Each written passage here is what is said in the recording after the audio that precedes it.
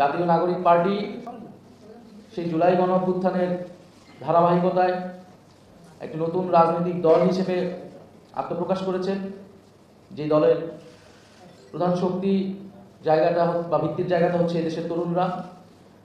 এবং আমরা মনে করি যে আমাদের সেই জুলাই গণঅভ্যুত্থানের প্রেক্ষিতে আমাদের যে বক্তব্য ছিল যে আমরা ফ্যাসিবাদী ব্যবস্থার বিলোপ এবং একটি নতুন রাজনৈতিক বন্দোবস্ত আসলে প্রতিষ্ঠা করতে চাই।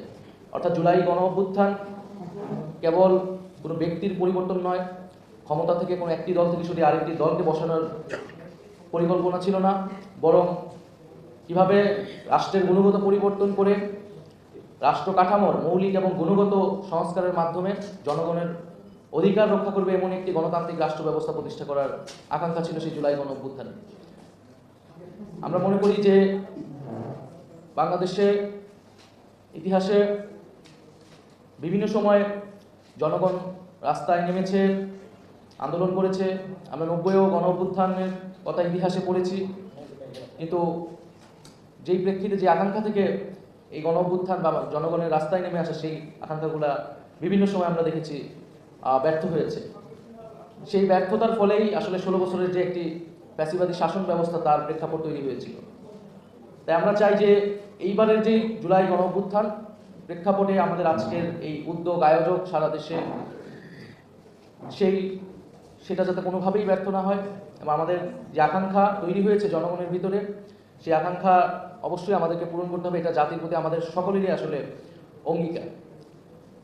জাতীয় নাগরিক পার্টি এনসিপি পরিষ্কারভাবেই বলেছে যে সংস্কার বলতে আমরা বুঝি যে মৌলিক সংস্কার, যে সংস্কার করলে রাষ্ট্র কাঠামোর একটি আমূল পরিবর্তন, গুণগত পরিবর্তন সম্ভব হবে।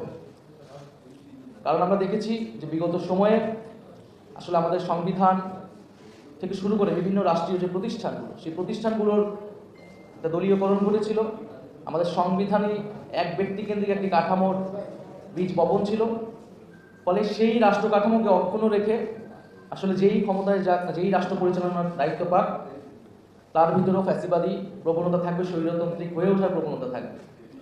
সেই জায়গায় রাষ্ট্রের মৌলিক সংস্কার, সেক্ষেত্রে আমরা সংবিধান, প্রধানমন্ত্রীর ক্ষমতা, বিচার ব্যবস্থায়, নির্বাচন ব্যবস্থা ইত্যাদি বিষয়কে আমরা জাতীয় নাগরিক পার্টি বিশেষ গুরুত্ব দিচ্ছি। জাতীয় ঐক্যমত্য কমিশনের পক্ষ থেকে যে সুপারিশসমূহ আমাদের কাছে পাঠানো হয়েছে, আমরা সেগুলোতে আমাদের মতামত দিয়েছি। অধিকাংশ ক্ষেত্রে আমরা একমত হয়েছি, যেসব জায়গায় আমরা আংশিক একমত বা দ্বিমত আমরা সেখানে আমাদের মন্তব্য বা আমাদের সুপারিশ আমরা সংক্ষিপ্তভাবে দিয়েছি। আজকে হয়তো আমরা বিস্তারিত আলোচনার সুযোগ পাবো। তো জাতীয় ঐক্যমত্য কমিশনকে সেই সুযোগ করে দেওয়ার জন্য আমরা আন্তরিকভাবে আবারও ধন্যবাদ জানাচ্ছি।